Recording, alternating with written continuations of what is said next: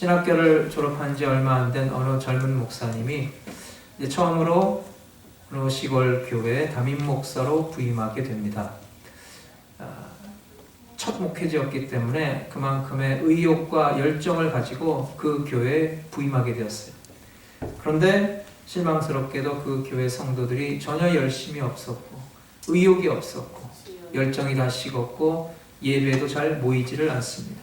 그래서 목사님이 참 교인들을 찾아다니면서 가정마다 신방하면서 그들에게 격려하고 위로하고 참 의욕을 가지고 신앙생활할 것을 권유했지만은 달라지는 게 없어요. 전혀 모이지를 않고 열심히 참여하는 성도들이 별로 없습니다. 그래서 목사님은 재직회를 열어서 교회 임원들과 함께 그 교회 문제를 의논하게 됩니다. 그 재직회에서 목사님이 파격적인 제안을 내놓았어요. 그리고 임원들이 그 의견에 동의를 했어요. 그리고 마침내 목사님이 성도들 앞에서 그 교회는 공식적으로 완전히 죽었다는 선언을 하게 됩니다. 그리고 돌아오는 주일날 그 죽은 교회의 장례식을 거행하겠다고 광고를 합니다. 근데 그 다음 주일날 예전보다는 많은 사람들이 교회에 왔어요. 왜냐하면 도대체 교회의 죽은 장례식이 뭔가 궁금해서라도 예전보다는 더 많은 사람이 몰려드는 거예요. 이제 예배당 안에 목사님이 설교하는 강대상 앞에 관이 놓여 있습니다. 그리고 목사님이 그 강대상에 올라서서 죽은 교회의 추모사를 낭독합니다. 그리고 여느 장례식 때와 마찬가지로 고인의 양력 보고 교회의 역사와 지금까지 교회가 해온 사역들과 그 모든 행사들에 관해서 보고를 한 후에 참 이렇게 많은 일을 한 이 교회가 죽었다는 사실에 대해서 정말 마음 아프다고 이야기를 하게 됩니다. 그리고 나서 이제 마지막 순서로서 이제 관 속에 있는 고인, 죽은 교회와 작별 인사를 나누기 위해서 사람들이 관 앞에 일렬로 줄을 섭니다. 한 사람씩 나아가서 이제 관 속에 있는 고인과 마지막 인사를 나누는 거예요. 도대체 관 속엔 무엇이 들어있을까요? 그래서 성도들이 하나씩 나가서 그 관 속에 죽어있는 그 교회와 마지막 작별 인사를 나누는데 그 관 속에 들어있는 것을 보고 그들이 깜짝 놀랐다는 거예요. 뭐가 있었을까요? 관 속에는 아주 커다란 전신 거울이 있어가지고 그걸 들여다보니까 자신의 모습이 그 안에 비춰있는 것을 보고서 관 속에 들어있는 것을 보고서 다들 소스라치게 놀랐다는 거예요.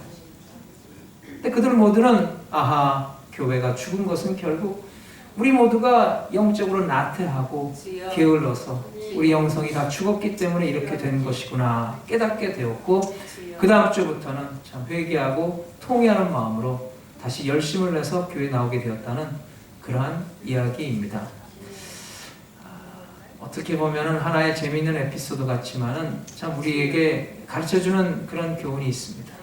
그것은 바로 우리가 살기 위해서는 우리의 가정이 살고 우리 직장이 살고 우리 범사가 살기 위해서는 먼저 우리 교회가 살아야 한다는 것입니다. 오늘날 여러분 이 시대에 이 어두운 시대에 영적으로 죽어가고 있는 교회가 너무나 많습니다. 도대체 어떻게 하면 그 교회를 살릴 수가 있습니까? 그것은 바로 초대교회로 돌아가는 것입니다. 초대교회의 그 순수함과 그 열정으로 돌아가는 것. 사람들이 종종 교회를 음식점과 비교를 합니다. 사실 교회와 음식점이 비교 대상이 되질 않지만은 이해를 돕기 위해서 우리가 한번 생각해 보자는 거예요. 여러분, 식당은 먼저 가장 중요한 것이 음식의 맛입니다.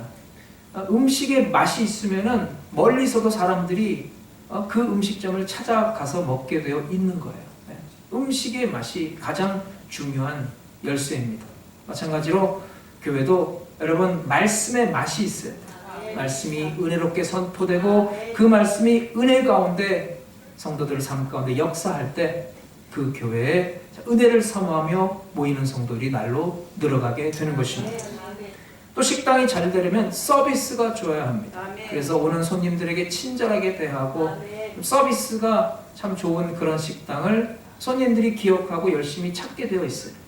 교회도 마찬가지입니다. 새로 나오는 사람에게 친절하고 따뜻하게 대해주고 그리고 그들이 교회에 잘 정착할 수 있도록 잘 안내해 주는 것이 필요합니다. 또한 여러분, 이 서비스는 바로 예배를 의미합니다. 그래서 우리가 하나님 앞에 드린 서비스, 예배가 은혜로워야 하고 아멘. 감동과 기쁨이 넘쳐야 합니다. 아멘. 그것이 바로 교회가 잘 되는 비결입니다. 아멘. 또 식당이 잘 되려면 소문이 좋게 나야 합니다. 그래서 한번 소문이 좋게 나면은 거리와 시설에 상관없이 멀리서도 사람들이 그 식당으로 모여들게 되어 있어요. 한번 소문이 잘 나면 모든 일이 잘 되는데, 또 소문이 잘 나지 못하면은 그때부터는 어려움이 생깁니다. 그래서 교회도 소문이 잘 나야 하는 거예요. 아멘. 사람의 입에 입을 통해서 참 좋은 교회다라는 소문이 날 때 많은 사람들이 그 교회로 몰려들게 되는 것입니다. 데살로니가전서 1장 8절에 보면은 소문이 좋은 한 교회를 소개합니다. 바로 데살로니가 교회입니다.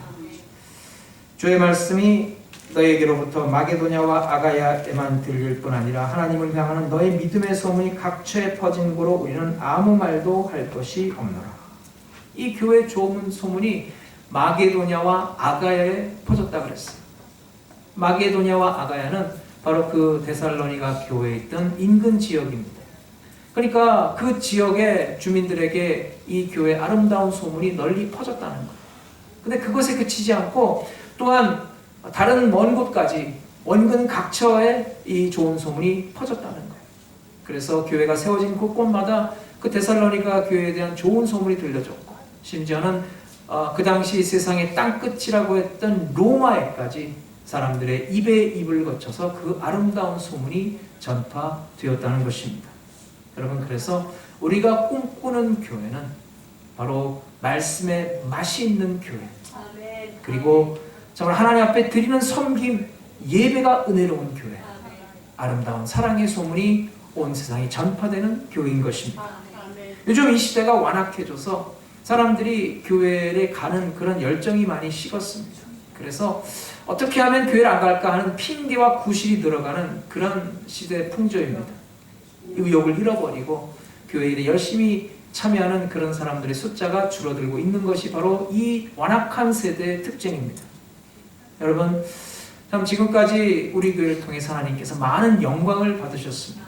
이제 우리가 새해를 시작하면서 우리 교회가 다시 한번 새로운 꿈과 비전으로 새로운 출발을 하기를 원합니다. 여러분, 참으로 이 어두운 영적인 시대, 우리가 하나님께서 기뻐하시는 교회, 성도들이 은혜 받고 능력 받는 교회가 되기 위해선 우리가 어떤 교회가 되어야 하겠습니까? 과연 이 시대에 많은 영적으로 죽어가고 있는 교회를 살릴 수 있는 비결은 무엇이겠습니까? 이것을 염두에 두면서 오늘 본문 말씀을 우리가 생각해 보며 초대교회 그 아름다운 모습을 본받기를 소망합니다.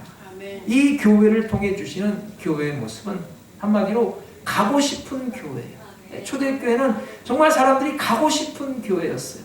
그리고 열심히 갔고 가서는 또 하나님의 은혜가 풍성해서 머무르고 싶은 교회였어요. 그러다 보니까 집에 가기가 싫은 교회가 되었어요. 그냥 그 자리에서 함께 교제를 나누고 함께 먹고 마시고 예배하고 찬송하는 게 너무나 좋아서 그들은 아예 가지 않고 함께 어울려 살았다는 것입니다. 그래서 오늘 말씀을 통해서 이 초대교회 그 힘과 능력이 어디에서 났는가를 우리가 살펴보며 은혜 받는 시간 되시기 바랍니다. 아멘. 첫째는 감동적이고 은혜로운 예배, 섬김의 예배입니다. 아멘. 본문을 보면서 우선적으로 배우는 교훈은 초대교회는 바로 감동스럽고 은혜로운 예배가 있었다는 거예요. 물론 직접적으로 예배라는 단어는 나오지 않지만은 예배 중요한 요소들이 다 나와 있어요. 46절에는 모이기를 힘썼다 그랬고 47절에는 하나님을 찬송했다 그랬습니다. 42절에 기도와 말씀을 언급하는 것을 보면은 이들은 진정으로 예배를 통해서 참된 기쁨과 은혜를 누렸음을 알 수가 있습니다. 아멘. 가고 싶은 교회는 어떤 교회입니까? 바로 하나님께 드리는 서비스, 예배가 은혜로운 교회입니다. 예배를 통해서 은혜 받고 감동받고 감격을 얻고 기쁨이 충만한 성도로 살아가는 그런 모습입니다. 아멘. 예배를 통해서 성령의 뜨겁게 역사하심을 체험하고 날마다 영적으로 소생하고 강건해져서 참 하나님을 향한 불타는 사명감으로 다시 한번 믿음으로 결단하는 그런 예배가 있는 교회입니다. 아멘. 여러분, 우리 교회가 이런 감동이 넘치는 예배가 있는 교회가 되시기 바랍니다. 이런 예배를 인도하기 위해 물론 인도자의 목사 역할이 중요합니다. 그래서 제가 항상 이 자리에 두렵고 떨리는 마음으로 서게 됩니다. 결국 여러분, 이 한 교회의 영적인 수준은 그 교회 담임 목사의 영적인 수준을 능가할 수가 없어요. 그러니까 담임 목사가 자신의 영적인 수준과 능력을 더 향상시키는 것이 정말 중요합니다. 그래서 제가 더욱더 영적으로 향상되고 제가 더욱더 하나님의 은혜로 충만하기 위해서 여러분 저를 위해 기도해 주시기 바랍니다. 아멘. 근데 감동적인 예배는 결코 목사 혼자서 되어지는 게 아니에요. 모든 예배에 참여하는 성도들의 열심과 헌신과 열정이 있어야 합니다. 아멘. 우리 모두가 다 함께 노력해야 합니다. 모든 성도들이 기쁨으로 참여하는 예배가 되어야 합니다. 아멘. 그런 면에서 초대교회 예배는 바로 디아코니아, 섬김의 아름다운 자세가 있는 예배였어요. 여러분 디아코니아는 헬라어로서 섬김, 봉사라는 뜻입니다. 그래서 디콘, 집사라는 말이 바로 이 섬김에서 디아코니아에서 나온 거예요. 그래서 바로 집사는 하나님께 섬기는, 하나님을 예배하는 사람이라는 뜻입니다. 아멘. 여러분, 교회가 참 많은 봉사를 통해서 하나님을 섬기는데 그 중에서 가장 하나님을 위한 으뜸 가는 봉사 섬김은 바로 예배입니다. 아멘. 예배를 통해서 하나님을 기쁘게 섬겨야 합니다. 하나님을 아멘. 높여드리고 하나님께 영광을 돌려드리고 하나님의 기쁨이 되는 그런 예배를 우리가 드려야 합니다. 아멘. 여러분, 예배를 위한 온전한 섬김을 위해서 적어도 두 가지 이 중요한 요건이 필요합니다. 우선 우리가 피곤부터 조정해야 합니다. 여러분, 사람은 쉽게 피곤하게 되어 있습니다. 세상에서 지치고 시달리다 보면은 육신과 마음이 피로하게 되어 있는 것이 당연한 일입니다. 여러분, 피곤 앞에서는 천하장사도 이겨낼 수가 없어요.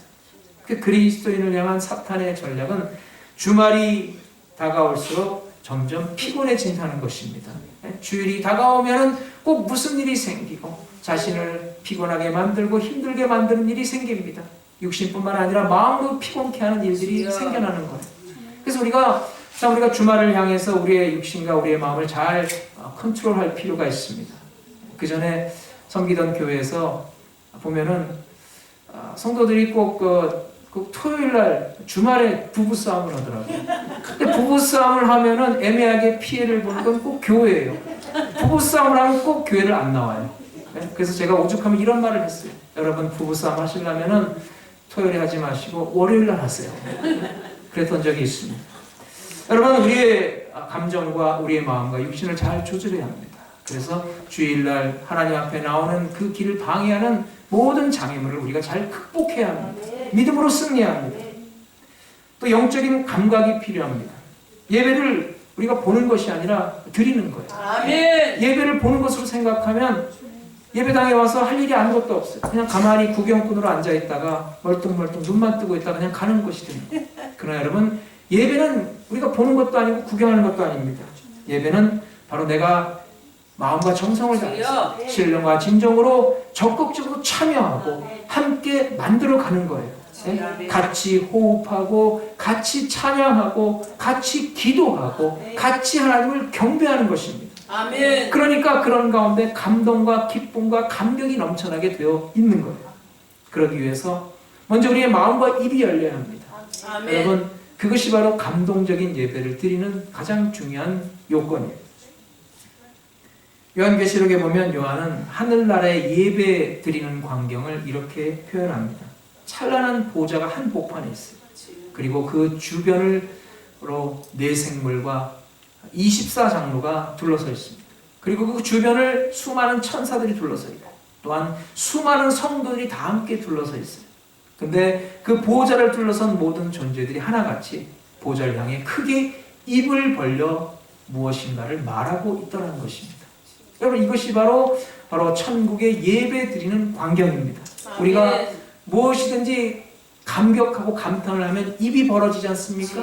네? 그래서 우리가 하나님을 향해서 하나님을 경배하고 찬양하고 예배할 때 우리의 마음이 열리고 우리의 입이 열려서 우리가 찬양하고 기도하고 경배하는 것입니다. 아멘. 그래서 여러분 우리가 예배할 때 우리가 함께 만들어가는 자세로 함께 찬양하고 함께 기도하고 함께 경배하고 함께 은혜를 나눠야 합니다. 아멘. 그래서 여러분 우리가 아멘도 힘있게 하시고 우리가 사모하는 마음으로 열심히 모여서 주여. 하나님을 찬양하는 가운데 여러분 늘 은혜 충만한 성도가 되시기 바랍니다. 아멘. 물이 귀에 오염된 물을 먹고 살 수밖에 없는 어느 아프리카에 사는 사람이 한 번은 미국으로 여행을 오게 되었습니다.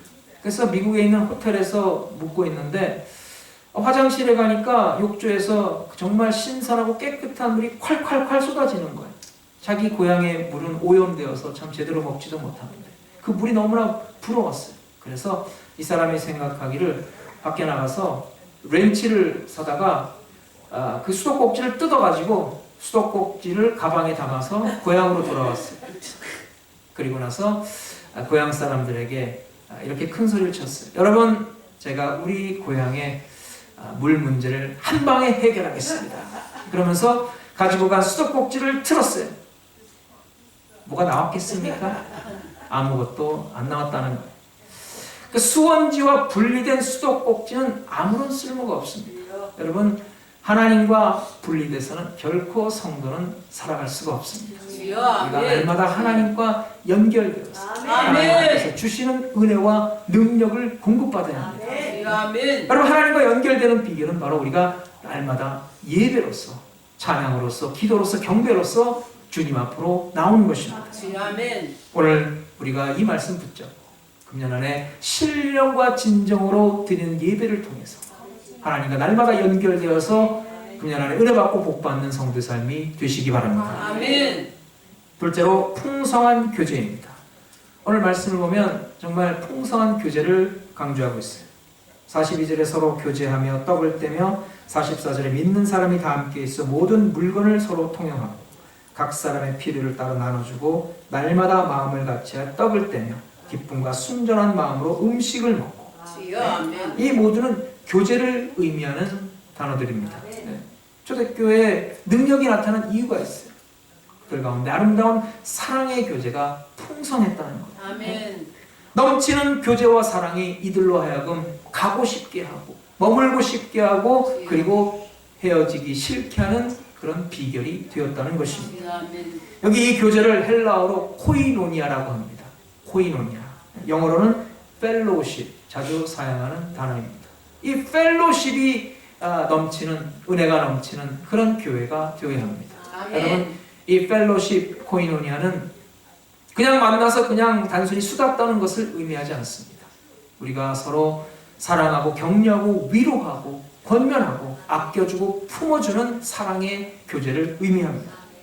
때때로 사람들이 교회 가기 싫은 것은 하나님은 좋은데 사람들이 싫어서 교회에 간다고 할 때가 있습니다.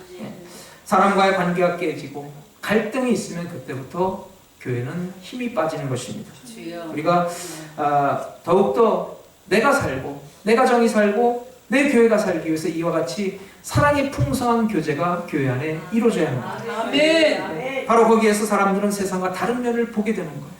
여러분, 세상에 나가면 세상은 여러분 갈등과 다툼이 끊이질 않습니다. 근데 사람들이 교회에 와서도 그런 모습을 보게 되면은 실망하게 되는 것이고 교회에 나오고 싶은 마음이 줄어들게 되는 거예요. 한국의 이만재 교수라는 분이 쓴 책 가운데 교회에 가기 싫은 77가지의 이유라는 그런 책이 있습니다. 거기 보면은 교회를 다니던 사람이든 교회를 다니지 않는 사람이든 간에 교회에 가기 싫어지는 77가지의 이유가 자세히 기록이 되어 있습니다. 근데 그 77가지를 한마디로 요약하면은 사람들이 생각하기를 교회나 세상이나 별 차이가 없더라는 거예요. 교회 다니는 사람이나 세상 사람이나 결국 매 한 가지더라는 그런 이야기입니다. 그래서 하나님은 좋고 예수는 믿고 싶지만은 교회는 가기 싫다, 그런 말이 나온다는 거예요. 그래서 요즘 유행하는 말 가운데 가나안 성도란 말이 있어요. 가나안 성도. 가나안 성도. 가나안을 거꾸로 하면은 안 나가. 안 나간다는 거예요. 자기는 성도라 그러는데 교회는 안 나가. 그런 사람들이 있다는 거예요. 여러분, 우리가 사랑의 교제 회복이 우리에게 풍성하게 이루어지길 바랍니다. 아멘. 성도 간의 아름다운 교제가 이루어질 때, 사랑으로 풍성한 교제가 넘쳐날 때 교회는 능력이 나타나게 되어 있습니다. 아멘. 우리가 이 바울의 회심에 대한 이야기를 잘 압니다. 바울이 그 전에 이름은 사울이었어요. 근데 이제 사울은 교회를 핍박하는 사람이었어요. 참 마귀의 종로로 타면서도 그걸 몰랐어요. 자신은 오히려 하나님의 일을 열심히 하고 있다고 착각을 했어요. 그러다가 그러니까 결국 다메섹 도상에서 부활하신 예수님을 만납니다. 그리고 그 예수님의 그 찬란한 영광에 비춰서 그는 고꾸라지게 되었고, 그때부터 그는 새 사람이 되었어요. 열심히 예수 그리스도의 종으로서 복음을 전하며 예수님의 다시 살아나심과 우리를 구원하심을 세상에 전파하게 되었어요. 그리고 나서 이제 바울이 다메섹을 떠나서 예루살렘으로 왔어요. 예루살렘 교회에 가서 성도들과 함께 사귀고자 했어요. 그런데 예루살렘에 있는 성도들이 바울을 볼 때 다들 가재미 눈을 뜨고서 째려보더라는 거예요. 저 인간이 또 무슨 흉계를 꾸며가지고 이 교회 안에까지 들어와가지고 또 누구를 잡아가려고 그러나. 그 누구도 바울을 믿지 않고 받아주지 않았어요. 근데 그때 바나바가 등장합니다. 바나바가 나타나서 바울과 예루살렘 교회 사이에 다리를 놓아줍니다. 바나바는 바울을 변화신 하나님의 능력을 믿었어요. 바울의 과거를 결코 끄집어내지 않고 그 바울을 인정해주고 용서해주고 아멘. 예루살렘 성도들과 연결시켜 주었다는 것입니다. 아멘. 그때 바로 예루살렘 성도들도 바나바를 통해서 바울을 인정하고 용납해주고 교제를 나누게 되었다는 것입니다. 여러분, 이와 같이 성도 간의 아름다운 교제가 풍성하게 이루어지기 위해서는 먼저 우리가 서로를 이해해주고 용납해주고 아껴주고 세워주는 삶을 감당해야 합니다. 하나님은 나의 과거를 따지지 않고 나를 용납해주고 나를 받아주셨습니다. 아멘. 그렇다면 하나님은 다른 사람도 과거를 따지지 않고 용납해주고 받아주시는 것입니다. 아멘. 여러분 나를 변화시킨 하나님이 왜 다른 사람을 변화시키지 못하시겠습니까? 여러분 그런데 세상 사람들은 자꾸 다른 사람들의 과거를 들춰내고 그것으로 흠잡고 비난을 합니다. 근데 교회에서는 우리가 과거를 다 덮어주고 사랑으로 품어주고 아껴주는 곳입니다. 그럴 때 아름다운 사랑의 교제가 넘쳐나게 되는 것이고, 그럴 때 교회는 능력이 나타나게 되는 줄로 믿습니다. 아멘. 우리 교회가 아름다운 사랑의 교제가 넘쳐나길 바랍니다. 아멘. 그래서 정말 가고 싶은 교회, 머물고 싶은 교회, 아멘. 만나면 헤어지기 싫은 교회가 되시기 바랍니다. 셋째로 은혜로운 말씀입니다. 42절에 사도의 가르침을 받았다 그랬어요. 본문이 있기 전에는 베드로의 설교가 나옵니다. 초대교회는 바로 하나님의 말씀이 있었다는 거예요. 그래서 그 말씀을 사모해서 성도들이 그 말씀을 들으려고 교회를 달려갔어요. 해가 지도록 그들은 사도의 말씀을 듣고 참 그 앞에 회개하고 자복하고 통회하고 믿음의 결단을 했습니다. 사실 그 당시 초대교회 성도들의 삶은 정말 피곤하고 힘들었어요. 예수 믿는다는 이유 때문에 세상의 환난과 핍박이 끊임없이 그들에게 다가왔다는 것입니다. 그러나 몸은 힘들고 지쳐있지만, 그러나 그들은 하나님의 말씀을 통해서 심령이 날로 새로워지고 용기와 담대한 믿음을 얻었다는 것입니다. 여러분, 가고 싶은 교회는 은혜로운 말씀이 있는 교회입니다. 네? 우리가 지치고 힘들어 넘어질 때도 정말 나를 다시 일으켜서 나를 살리고 나를 회복시키는 그 말씀을 향해 달려가는 그런 교회가 되어야 합니다. 아멘. 그 새해는 우리가 말씀의 회복, 예배의 회복을 통해서 우리가 더욱더 은혜로운 교회가 되기를 원합니다. 아멘. 그래서 참 저도 말씀을 준비하는 가운데 더욱 열심을 내서 우리가 더욱더 말씀으로 풍성한 은혜의 재단이 될 때 하나님의 영광이 나타날 줄로 믿습니다. 아멘. 그러나 또한 은혜로운 말씀이 진짜 은혜롭게 역사하기 위해서 우리 모든 성도들의 협조와 도움이 필요합니다. 말씀이 은혜롭게 역사하기 위해서 필요한 것이 있어요. 우선 우리가 말씀 앞에 데살로니가 교회 성도들과 같은 모습이 되어야 합니다. 그 바울이 데살로니가 교회를 칭찬하면서 이런 말을 했어요. 데살로니가전서 2장 13절. 그러므로 우리가 하나님께 쉬지 않고 감사함은 너희가 우리에게 들은 바 하나님의 말씀을 받을 때 사람의 말로 아니하고 하나님의 말씀으로 받음이니 진실로 그러하다. 이 말씀이 또한 너희 믿는 자 속에서 역사하느니라.